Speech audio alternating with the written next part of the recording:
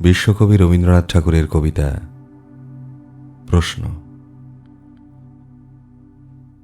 ভগবান, তুমি যুগে যুগে দূত পাঠাইছ বারে বারে দয়াহীন সংসারে।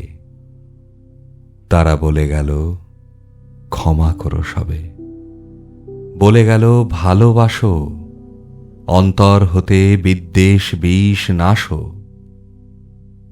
বরণীয় তারা, স্মরণীয় তারা, তবুও বাহির দ্বারে আজি দুর্দিনে ফেরানো তাদের ব্যর্থ নমস্কারে।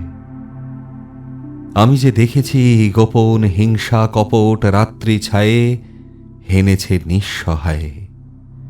আমি যে দেখেছি প্রতিকারহীন শক্তের অপরাধে বিচারের বাণী নীরবে নিভৃতে কাঁদে।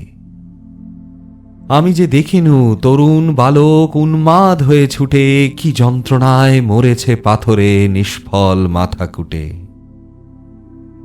কণ্ঠ আমার রুদ্ধ আজিকে, বাঁশি সঙ্গীত হারা।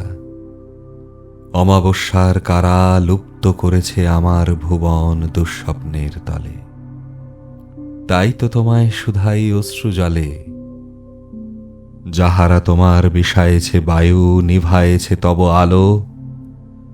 তুমি কি তাদের ক্ষমা করিয়াছ? তুমি কি বেসেছ ভালো?